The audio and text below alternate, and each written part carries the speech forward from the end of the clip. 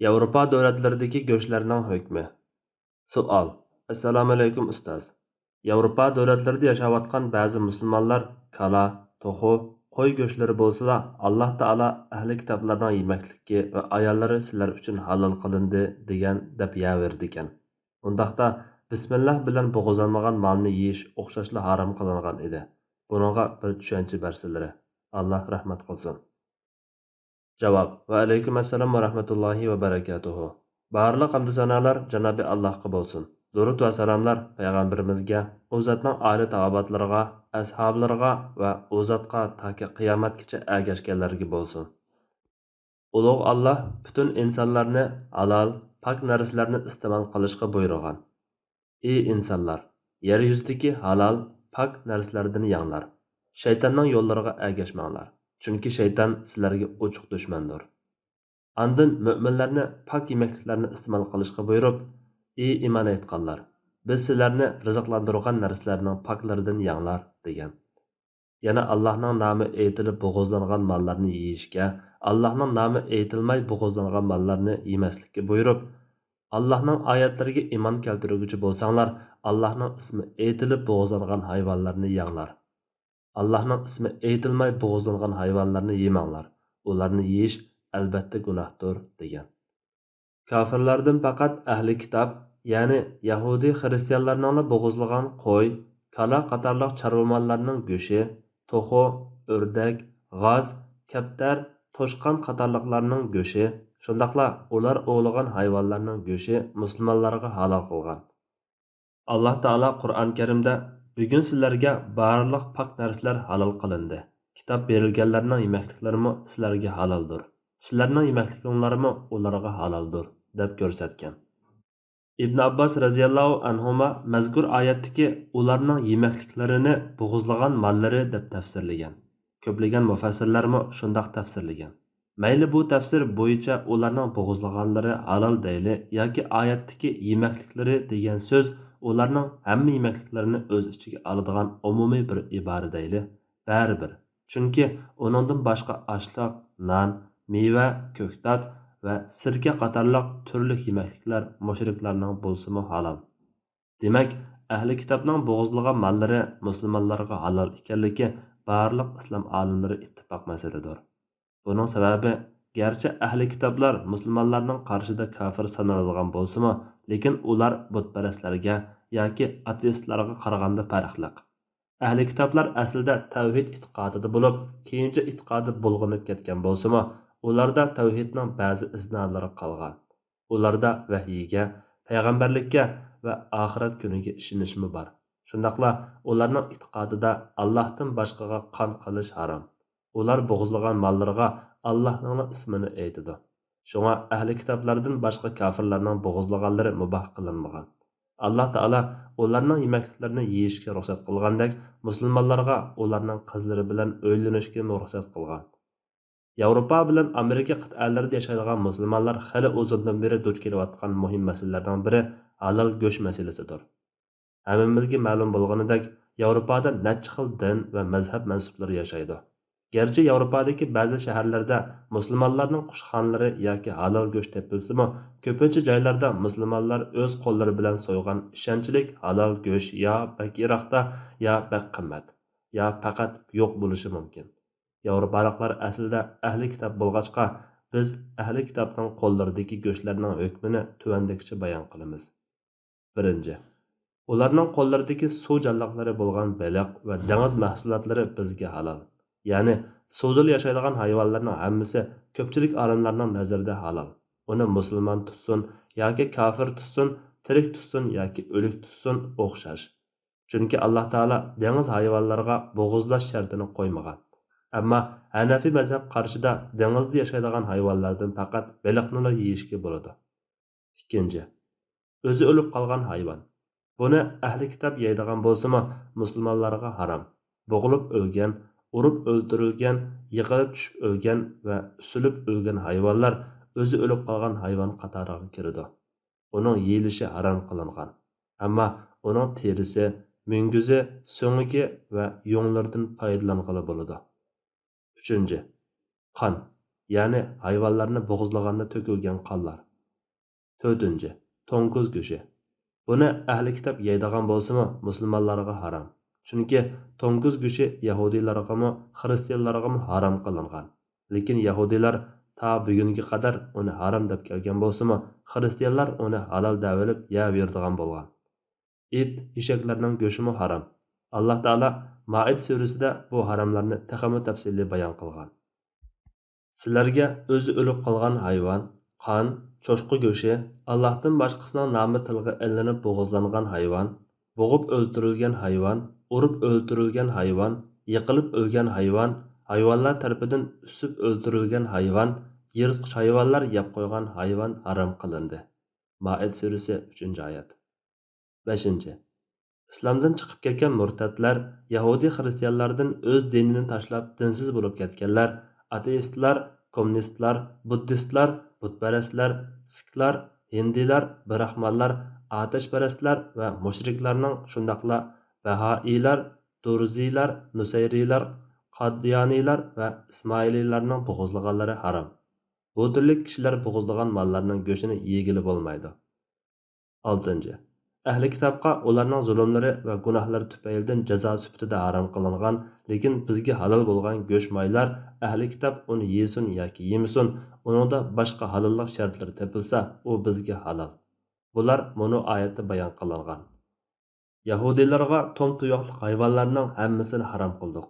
Ularga kala, qo'ylarning dumbisidagi yoki uchaylardagi yoki so'nkiga chaplashganlik yog'lardan boshqa yog'larni harom qildik. Bu ularning zulmlari tufaylidan ularga bergan jazoyimizdir. Biz albatta rostchilmiz. Ya'ni ahli kitob to'g'ri usulda bo'g'izlagan kala, qo'ylarning dumbisidagi yoki uchaylardagi yoki so'nkiga chaplashganlik yog'lardan boshqa yog'lar, ular buni halol deb qarasin yoki qaramasin, u bizga halol. Undaqda yahudiylarga harom qilingan tuga qushi qatorliqlarni ular to'g'ri usulda bo'g'izlagan bo'lsa va ular to'g'ri usulda bo'g'izlagan qo'ylarning quyruq maylari qatorliq ularga harom qilingan go'sht maylar musulmonlarga halol. Gerçi İmam Malik'ten kelgan bir naqlda bularni haram degan bo'lsa-mu, islomiyatning kelishi bilan ularga qo'yilgan cheklamalar amaldan qoldirilgan. Tuvandagi hadislarmi uning bizga halolligini ko'rsatadi.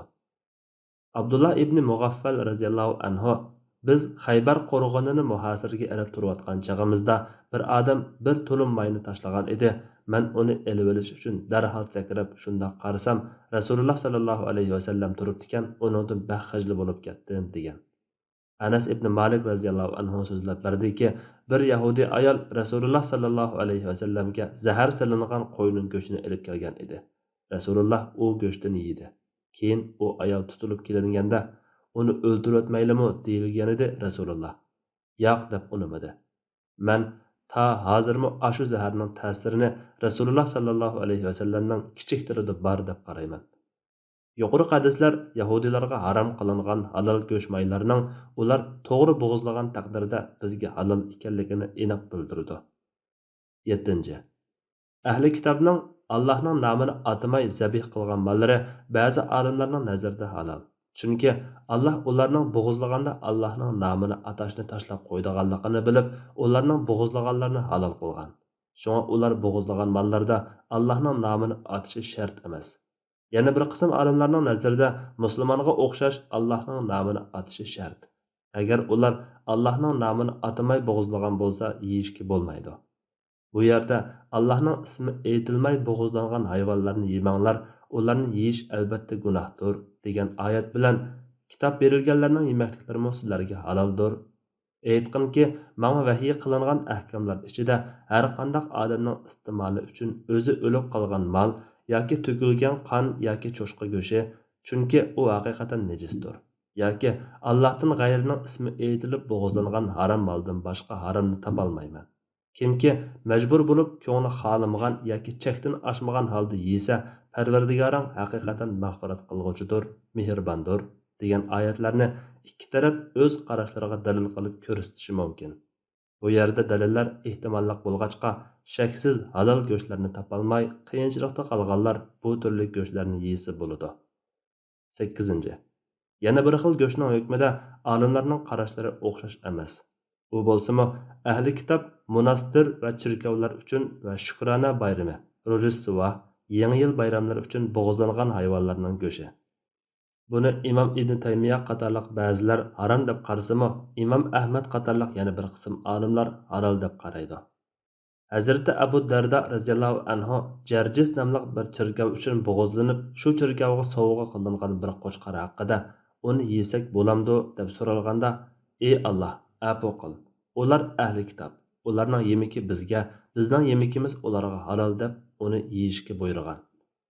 İmam Malik'ten ahli kitobning chirkavlari va bayramlar uchun bo'g'izlangan hayvonlar haqida so'ralganda, uni yomon ko'raman, lekin harom demayman deb javob bergan. Shunga buni makruh deyish texmi muvofiq bo'lsa kerak. 9. Ahli kitob bo'g'izlagan, lekin qandoq bo'g'izlaganligi va uningga Allohning ismi aytilgan yoki aytilmaganligi bilinmagan go'shtlar. Bu go'shtni yeganda bismillah deb yesa, Allohning ismi aytilgan narsani yegan bo'ladi. Agar musulmon yoki ahli kitob bo'g'izlamaganligi yoki Allohning nomining o'rniga boshqa narsaning nomi aytilib bo'g'izlanganligi yoki bo'g'izlanmay urilib yoki tunjuqib o'ldirilganligi aniq bo'lsa, albatta yeyishga bo'lmaydi. Hazrati Aisha radhiyallohu anha mundaq rivoyat qilgan. Yangidan musulmon bo'lgan bir turkum kishilar payg'ambar sallallohu alayhi vasallamning huzuriga kelib, ba'zilar bizga go'sht olib keladi. Uningga Allohning ismi aytilgan yoki aytilmaganligini bilolmaymiz. Uni yemdoq yemamdoq deb so'radi. Payg'ambar sallallohu alayhi vasallam ularga bismillah deb yaveringlar dedi.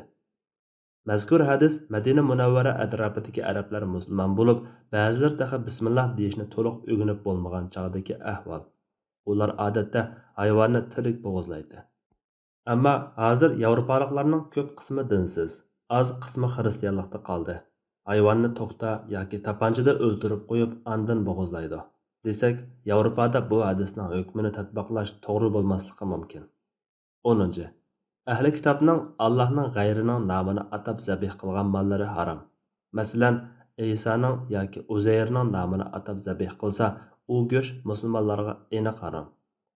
Zuhri arab nasoralarining zabih qilgan mollarini yesa hech gap bo'lmaydi. Agar uning Allohning g'ayrining nomini atab zabih qilinganligini anglasang, uni yemagin. Agar uni anglamasang, Alloh uni sana halol qilib bergan. Ularning kofirligini Alloh o'zi biladi degan. Ali radhiyallohu anhudan o'xshash qarash rivoyat qilingan. 11. Ahli kitob tok, yingna, tapanchadek narsalarni ishlatib yoki bo'g'ib yoki tunjuqtirib o'ldirgan hayvonlarning go'shti harom. Chunki bu o'lib qolgan hayvon qatoriga kiradi. Ahli kitob bizning shariatimizda kelgan bo'g'izlash usullarini qo'llanmay, boshqacha o'ldirilgan hayvonlarning go'shti bizga harom. Gerçi bu ularning hozir yeverdigan yemekliklari qatoridan bo'lsa-mu, lekin bu Alloh taolaning bizga buni oyatda harom qilgan turlar qatoriga kiradi. Sizlarga o'zi o'lib qolgan hayvon, qon, cho'chqa go'shti, Allohdan boshqasining nomi tilga ilinib bo'g'izlangan hayvon, bo'g'ib o'ldirilgan hayvon, urib o'ldirilgan hayvon, yiqilib o'lgan hayvon, hayvonlar tarafidan usib o'ldirilgan hayvon, yirtqich hayvonlar yeb qo'ygan hayvon harom qilindi. Shunga to'xining bo'ynini uzib, bo'g'ib, tunjuqtirib, bolqa yoki to'qti so'qib o'ldirgan mollarning go'shtlari harom. Bu masala, ya'ni ularning o'ldirish usullarining bizninkidek bo'lishi, ya'ni bisliq narsa bilan galdan bo'g'izlagan bo'lishi shartmi? Olimlarning ko'pchiligi buni shart qildi. To'g'risi bu shart Maliki mazhabdagi bir qism ulamolarning fatvosida bundoq qilish shart emas. Imom Yusuf Qaradavi İslamda halal va harom degan kitobida Malikilarning bu qarashini bayon qilgan va Yevropa va ahli kitob diyorlarida turayotgan va musulmoncha bo'g'izlangan halal go'sht topolmaydiganlar uchun chiqish yo'li sifatida bu qarash bo'yicha fatvo bergan. Ammo halal go'sht topolaydiganlarga va musulmonlar diyorida yashaydiganlarga undaq go'shtlarni iste'mol qilishni joiz ko'rmagan. Chunki asli qoida shuki, diyonatlik musulmon kishi hech qanday shubha aralashmagan sap halalni iste'mol qilishga diqqat qilishi lozim. Qozi Ibnul Arabiy bizga o'xshash bo'g'izlash shart emas degan qarashni o'tirg'a qo'ygan Maliki ulamolarning biri edi. Imom Yusuf Qaradaviymi uning qarashini naql qilgan, lekin uni tarjih qilmagan. Qozi Ibnul Arabiy tafsirining yana bir yerida o'z qarashini o'zi yiqib mundoq deydi. Agar ular bo'g'ib va kallasini ezib o'ldirishdek shar'iy bo'g'izlash usuliga xilof keladigan tariqada yegan go'shtlarning hukmi-chu deyilsa, Javobi shuki, bu o'lik hayvon. U oyatning aniq hukmi bilan harom. Ular uni yesimi, biz to'ng'izga o'xshashla uni yemaymiz. Chunki ular uni halol sanaydi va bu ularning yemiki, lekin u bizga harom. Demak, ahli kitobning bo'g'izlamay o'ldirgan mollarning go'shi harom. Shundaqla bo'g'izlashdan burun to'q yoki tapanchalarda o'ldirilganlarning go'shimi harom.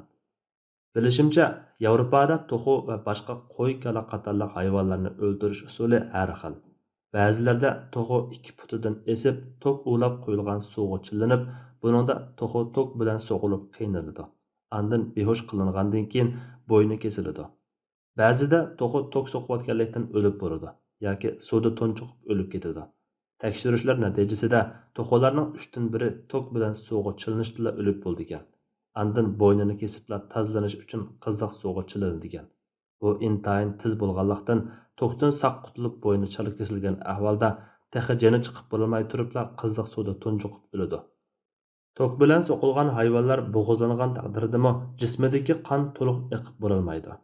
Nejosat bilan to'lgan qizg'iq suvga cho'mdirilganda to'xu go'shining maynat bo'lishi ayrim bir masala. Bu xil to'xularning go'shi intayin ziyonli bo'ladi ekan.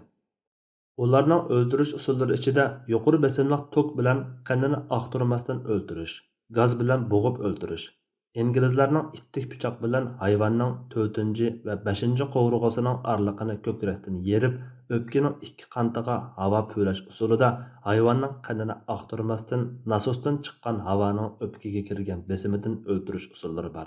Hayvonning beshiga tapancha etish usulidami hayvon o'lib qoladi. Keyin kallasi kesiladi.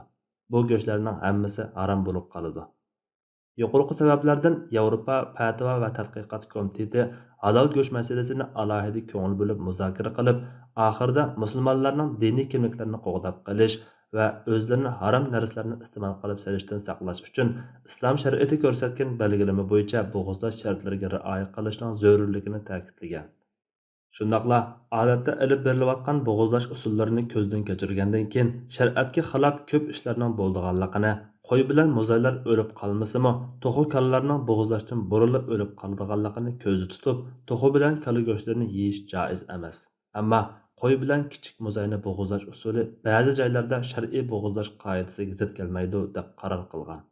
Ularning yakuni bo'yicha bo'g'izlamoqchi bo'lgan hayvonni yengnilik tapancha yoki palta yoki bolqa yoki havo besimi bilan behush qilish joiz bo'lmaydi.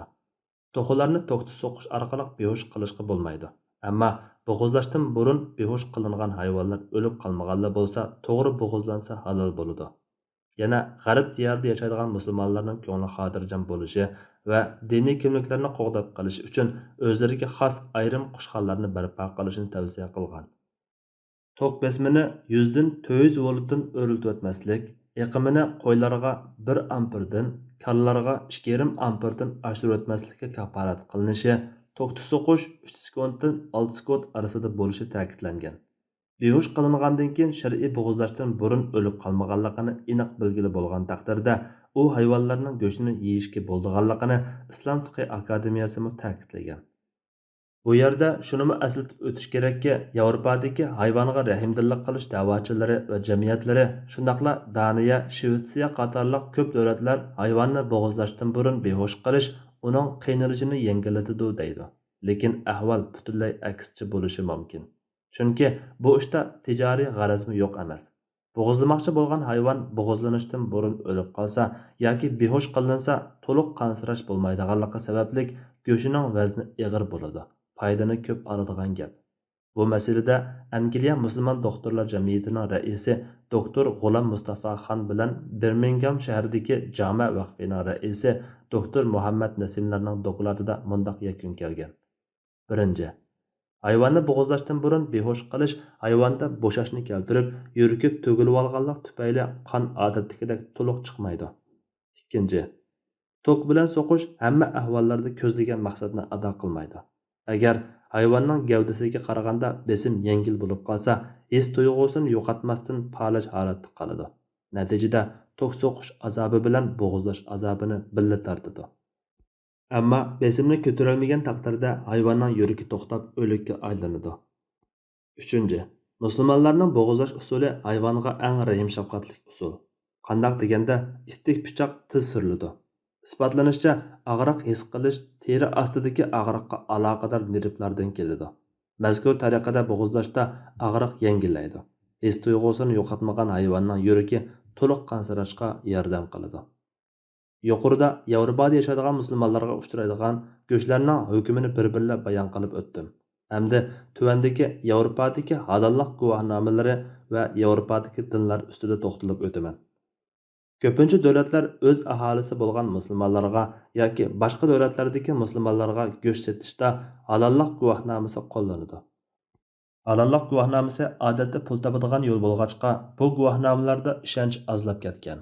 Albatta, ba'zi shaharlarda haqiqiy islom shariati bo'yicha bo'g'izlab halol go'sht tayyorlaydigan ishonchli qushxona va qassobxonalarmi hayvonni qandoq o'ltirgan jarayondan bexabar turibmi guvohnoma beradigan o'rinlarmi yo'q emas. Yevropadagi halollik guvohnomalari berilgan go'shtlar ba'zi davlatlarda odatda biz yuqorida bayon qilgan tariqada qonun kuchi bo'yicha o'ldirilgan hayvonlarning go'shti bo'lib, uning farqi u mollar bo'g'izlanganda bir kishi bismillah deb berdi. Lekin yuqorida deganimizdek to'xo yoki kallalar bo'g'izlanishdan burun o'lib bo'lgan bo'lishi ehtimolliq.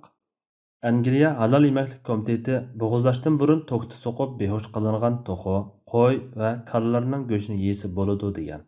Padişahlık hayvanatlarını qoğdaş cəmiyyətinin 2004 yıldaki dokulatida kelishicha, Angliya bazaridagi halol yemaklik guvohnomasi chaplangan to'xo, qo'y va kallarning go'shtlarining 90% bo'g'izlashdan burun to'kti so'qib behush qilingan ekan. Parijdagi yemak-ichmak sanoatini boshqarishga aloqador Halol institutidagi A'la Jaforining mo'ljallashicha, halol belgisi chaplangan go'sht va boshqa mahsulotlarning 80% ga yaqin qismi halol o'lchamlarga to'shmaydi ekan. Belgiya Halol yemaklik komiteti mas'uli Farid Mashhudning bayon qilishicha, Yevropadagi halol belgisi chaplangan go'sht va boshqa mahsulotlarning 60% ga yaqin qismi islom shariatiga tushmaydi ekan. Halol guvohnomasini beradigan o'rinlarmi nazorat qilib o'tirmaydi ekan. Hatto ruxsat beradigan kishilar musulmonmi emas ekan. Ba'zi guvohnomalarni boshqa davlatlardan sotib oladi ekan. Ba'zi dokladlarda Avstraliyadagi qadiyanilar boshqaradigan halol sodiq shirkati bo'g'izlab musulmon davlatlarga sotadigan qo'y, kala va qush go'shtlari islom usuli bo'yicha bo'g'izlanmaydiganligi va u go'shtlarning harom ekanligi kelgan. Amaliy tekshirish natijasiga qaraydigan bo'lsak, behush qilingan mollarning ko'p qismi bo'g'iz tarafdan emas, orqa tarafdan pichoq suriladi ekan. Faqatla yahudiylar qo'l ostidagi qushxonalarda bo'g'iz tarafdan pichoq suriladi ekan. Umuman, qushxonalarda to'g'ri bo'g'izlashga qarata nazorat ojiz, hatto halol markasi chaplangan go'shtlarimi odatda bismillah deb beradigan biror musulmon bo'g'izlash yerda bor bo'lishiga bog'liq ekan. Hatto musulmon ellarga eksport qilib sotadigan go'shtlarga islomcha usulda bo'g'izlangan deb yozib qo'yish amaliyotda islomcha bo'g'izlanishi bilan ancha munosabati yo'q ko'rinadi ekan. 80-yillarda Misrga Yaponiyadan import qilingan ton beliqi konserva qutusig'imi islomcha usulda bo'g'izlangan deb yozib qo'yilganligini ko'rib, o'quvchilar kulib ketgan edi. Ya'ni bu turli go'shtlarni tayyorlaydiganlarning islom shariatidagi shar'iy bo'g'izlash qoidasi haqida yetarli ma'lumotimi yo'q ekan. To'ng'iz go'sht yig'i bo'lmasa, musulmonlar halol deydi deb o'ylaydigan kofirlarmi ko'p ekan.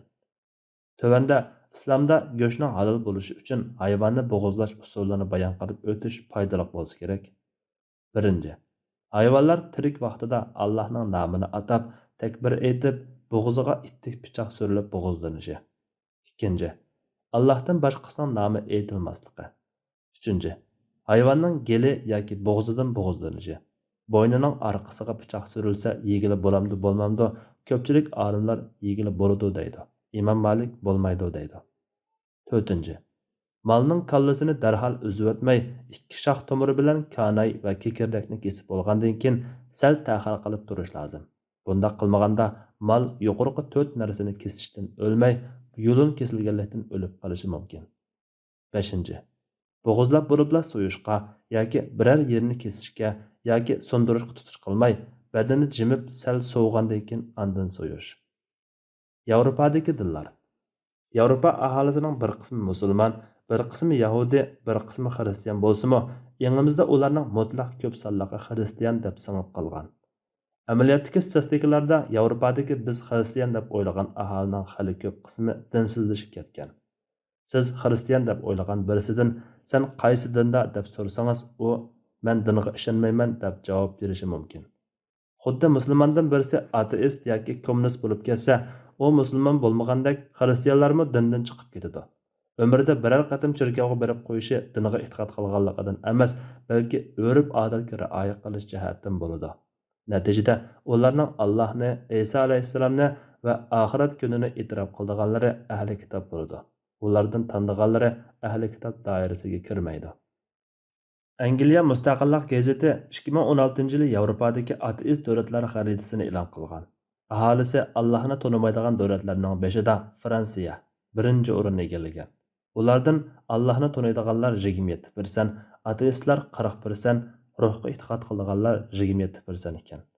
Germaniyada Allohni taniydiganlar 44%, Gollandiyada 28%, Shvetsiyada 18%, Norvegiyada 22%, Angliya bilan Belgiyada 37%, Daniyada 28%, Finlandiyada 33% ekan.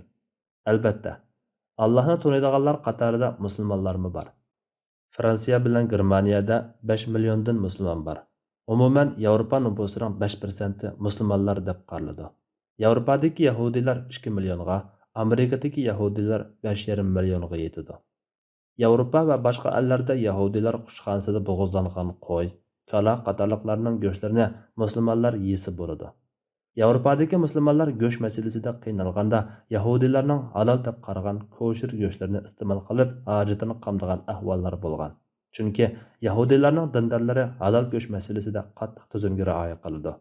O'lib qolgan yoki to'g'ri bo'g'izlanmagan hayvonning go'shtini eqitilgan qonni harom deb qaraydi. Bo'g'izlangan molning qonni to'liq eqitib etishga alohida ahamiyat beradi. Bo'g'izlaganda Allohning nomini ataydi.